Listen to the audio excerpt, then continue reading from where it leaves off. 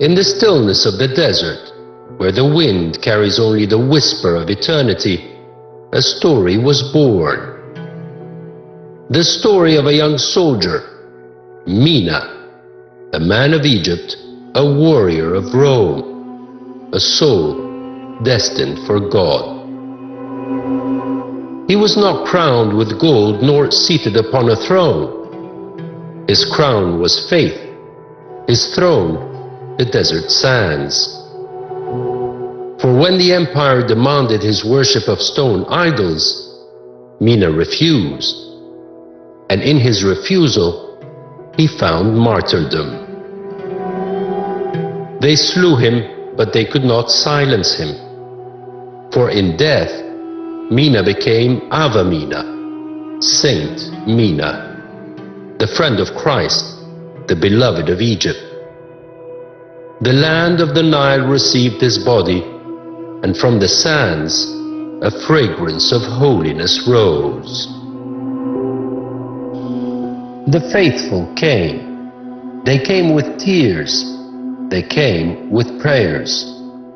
From villages by the delta, from monasteries of the desert, from cities by the sea. They whispered his name at night, and in daylight they carried his story like fire in their hearts. Miracles began to bloom. Water turned to healing, the sick restored, the broken comforted. And pilgrims spread word beyond Egypt's borders. Rome heard of Mena, Byzantium heard of Mena, and soon ships bore travelers across the Mediterranean, all seeking the place where the saint lay. Egypt, the ancient land of pharaohs, became again a center of the divine. For Jerusalem was the first city of the pilgrimage. But here in Egypt, the faithful found their second Jerusalem. Here, where pyramids met monasteries, where the Nile water fed both body and spirit, a sanctuary of Christianity rose in the desert. Ava Mena was no village, no quiet hermitage. It was a city of prayer. The great basilica lifted its stone arches like hands raised to heaven. Columns carved with crosses caught the desert sun. The pilgrim square swelled with the footsteps of the world. Ethiopians in white robes, Syrians bearing relics, Nubians singing hymns, Greeks, Armenians, Copts, all drawn to the same light. Clay flasks stamped with the saint's name were filled from sacred wells. Pilgrims carried them home, oil gleaming within, as though the desert itself wept blessings. In Rome, in Constantinople, in far-off Gaul, archaeologists would later find these flasks, proof that Egypt's saint had touched the farthest shores. Imagine the voices, 1,000 tongues lifted in prayer, 1,000 hands lighting candles, 1,000 feet treading the sand paths towards Abu Mena. It was as though the desert had become a choir, and Egypt, once again, the center of the world's devotion. Saint Mena, the soldier who laid down his sword, now stood taller than emperors. His tomb became a fountain of hope, his memory a bridge across nations. And yet, in this story of holiness, what shines most is Egypt. The Egypt that gave refuge to the Holy Family. Egypt that raised the desert fathers. Egypt that built monasteries where silence speaks louder than kings. It is this Egypt cradle of faith, mother of memory, guardian of sanctity, that gave to the world Saint Mena, and through him, Abu Mena. The prologue ends, but the journey begins. For Ava Mena is more than ruins, more than stones weathered by time. It is a living witness to faith born in persecution, to miracles whispered in the desert, to Egypt's eternal place in the story of salvation.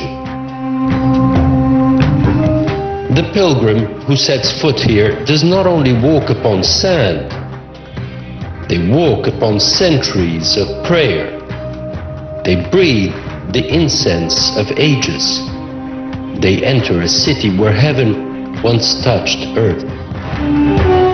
This is where our story begins, with a saint, with the city of the Spirit, with Egypt, eternal and holy.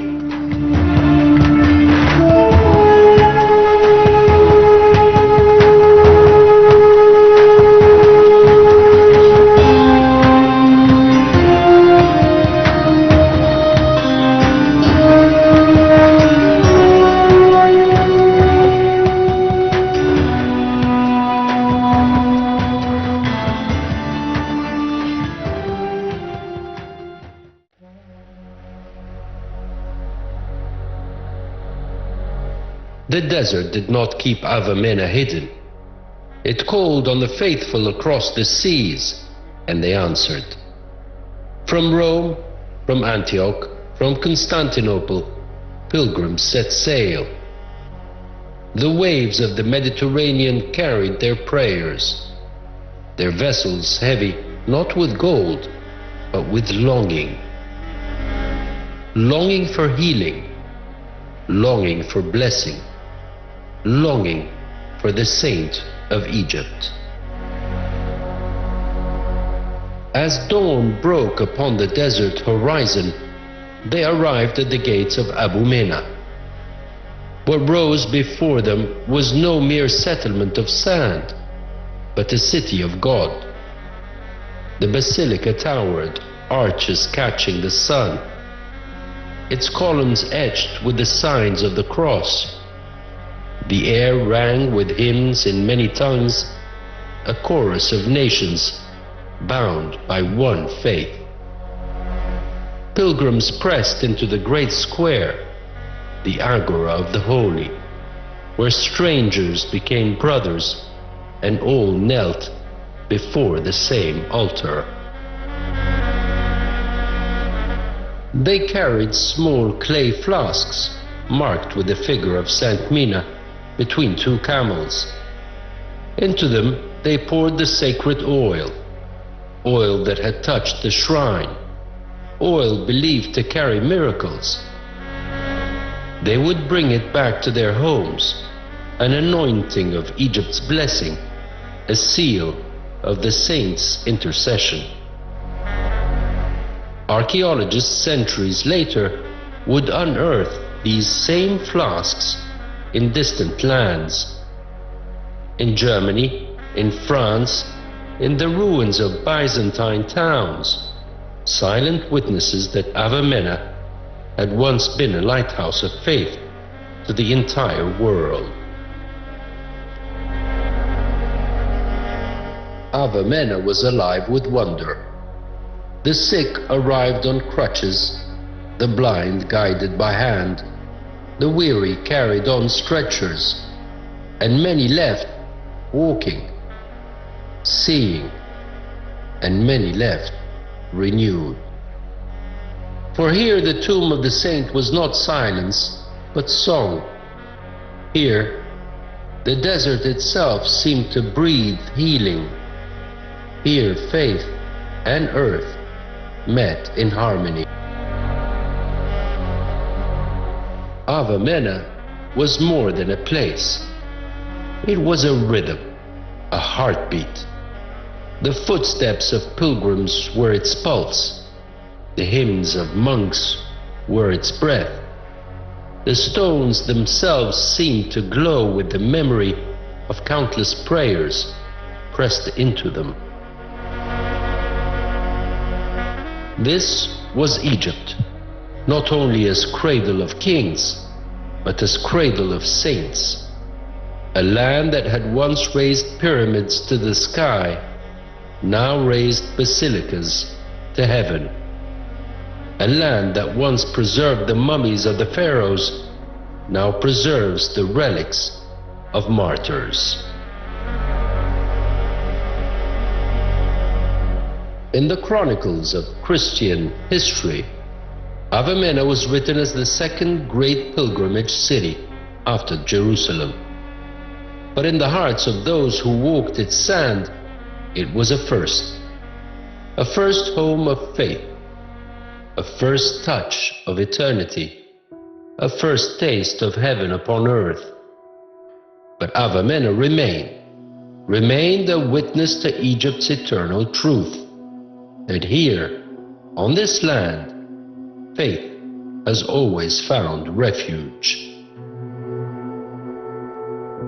Thus stood this city of the saint. Thus rang the hymns of the desert. Thus flowed the streams of pilgrims, generation after generation. And in the silence of its ruins today, if one listens closely, the echoes of those hymns still rise. The footsteps of pilgrims still tread the sand. The oil flasks still gleam in the memory of earth. Mena, a name, a city, a song of faith eternal.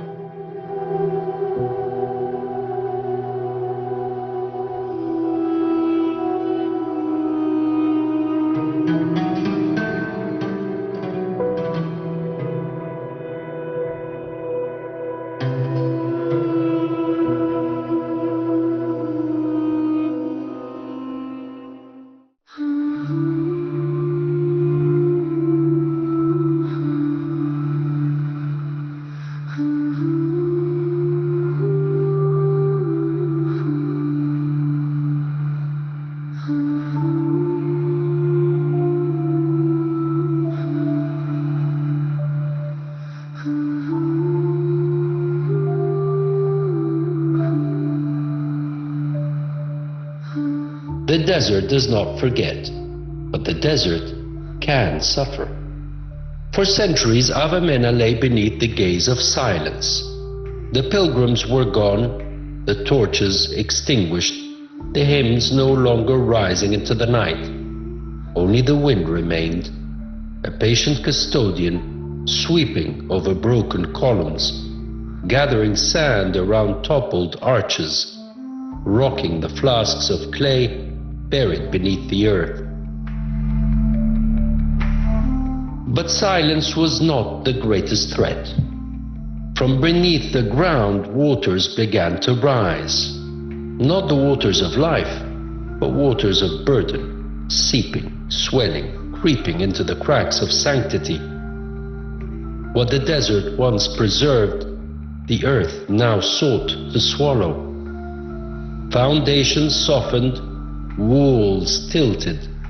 The great basilica bowed its head like a weary saint. What empires could not destroy, water nearly consumed. It was as if the ruins themselves wept, as if the stones cried out, "Do not forget us, do not let us drown." This was holy ground. This was Egypt's gift to the faithful, and Egypt listened.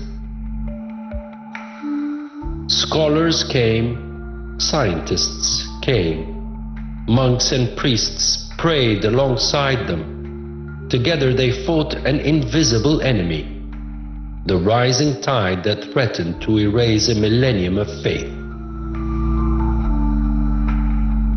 Pumps hummed in the silence, draining the earth of its burden.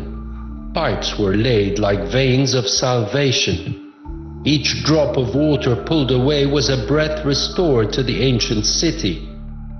The engineers called it science. The faithful called it a miracle. Perhaps it was both. This was not mere restoration. This was resurrection. The same Egypt that cradled saints, that preserved mummies, that built pyramids to outlast time, now bent low to rescue its forgotten holy city. It was not the past alone they were saving. It was memory, prayer. It was proof that faith and earth can be preserved together. The world watched. UNESCO declared Ave Mena a heritage at risk, and Egypt answered, "Risk shall not mean ruin. Not here, not in the land where history itself was born." In the struggle of sand and water, of fragile stone and modern science, a deeper truth emerged: that holiness can fall silent, but it never vanishes; that ruins can bend, but they need not break; that faith, even under threat, can rise again, preserved by hands that refuse to let go. Thus, Ave Mena was rescued, its stones saved from the drowning earth, and the hymn of the desert, once silenced, was given back its breath.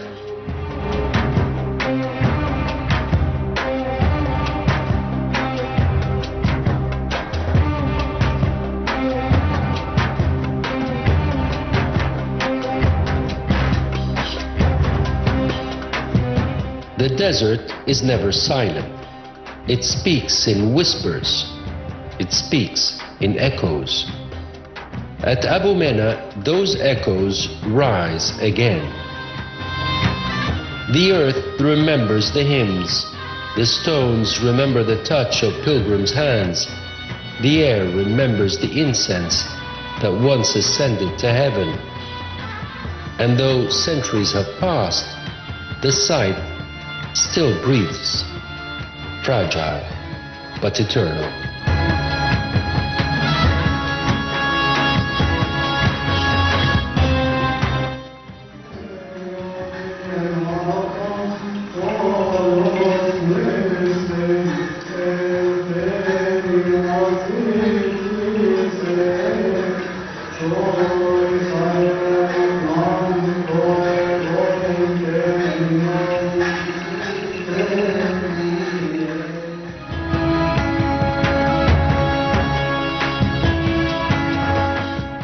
But the struggle is not over, for still the waters press close, for still the land hungers for cultivation, for still the ruins stand at the edge of time.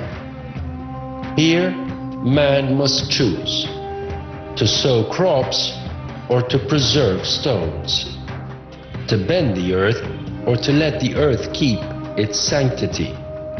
And yet, in Egypt, it is not a choice at all. For here the soil itself knows it was made to carry history. The engineers labor, the guardians watch, the scholars write, and pilgrims, yes, even today, still come. They arrive quietly, reverently, to kneel where their ancestors once knelt, to press their foreheads against stones still warm with prayer. Ave Mena is no longer the bustling city of oil flasks and hymns, but it is not gone. It is a lesson, it is a parable carved into earth, that heritage is fragile, but it is also resilient, that time bends but does not erase, that what is holy, though threatened, endures. And so Egypt stands once more as it always has, a guardian of memory, a cradle of faith, a preserver of humanity's story. The pyramids still rise against the horizon. The monasteries of the desert still hum with chants. The mosques and churches of Cairo still lift prayers skyward. And Ave Mena, rescued, preserved, remembered, whispers to the world, this land does not let history vanish. For Egypt is not only a land of monuments, it is a land of covenant, a covenant between past and present, between earth and heaven, between memory and eternity. As the sun sets over the ruins, the stones glow once more with golden light, and in the silence of the desert, a truth is heard. Egypt has always been, and shall always be, the world's sanctuary of history, the preserver of what time would erase, the guardian of humanity's sacred flame. And as the dust of centuries settles, the stones of Ave Mena still breathe, not as ruins, but as a promise that Egypt will forever cradle what the world holds sacred, a land where history kneels and eternity rises.